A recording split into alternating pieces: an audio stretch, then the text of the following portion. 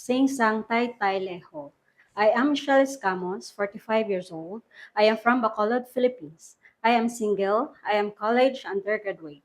My hobbies are cleaning and cooking. I work as a domestic helper in Dubai for 6 years, from September 2000 to September 2006. I serve one couple and newborn baby. I work as a domestic helper in Cyprus for 13 years and 3 months. From April 2009 to July 2022, I serve one couple and 1 year and 8 months child, a newborn baby. Hello, Miss Michelle Escamos. How are you today? I am good and thank you, sir. May we know your main duties from your previous employer? My main duties is taking care of the whole family, providing the service that they need, especially when it comes to their children.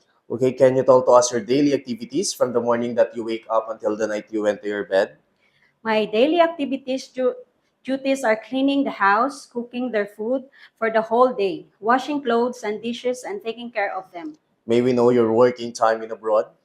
I work for 12 hours a day, starting 8 in the morning until 8 in the evening. Why do you choose to work in Hong Kong? I chose Hong Kong because Hong Kong is one of the best country to work when it comes in domestic helper. Can you cook some Chinese food? Can you give us example dish on how to cook it? No, sir, but I am willing to learn. What if the mother of your employer cannot speak in English? How will you communicate with her? Sir, madam, I will use sign language and I will study on how to understand and to speak their language. What is the most important thing in taking care of the children?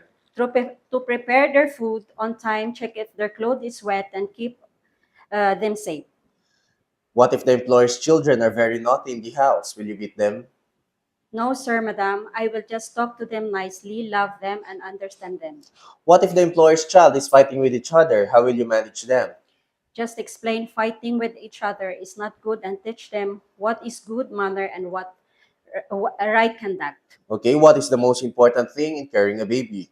Regularly check the diaper if it's wet, feed the baby on time, and give the medicine on time.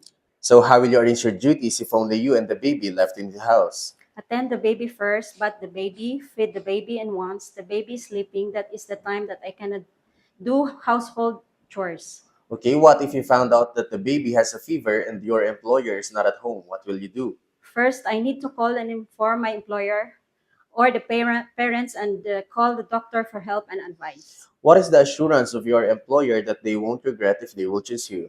I am hardworking, trustworthy, and easily learned. Okay, do you have any last message to your future employer? To my future employer, please choose me as your housemaid because I badly need this job. It will help me to grow as a person. It will be a big help for my family. I promise to do my duties and responsibilities and I will finish my contract. Okay, before we end, can you show your best smile? Thank you very much, Miss Michelle Escamos, and hope to see you very soon in abroad. Ma'am and sir, thank you and I'm looking forward to work with you as soon as possible.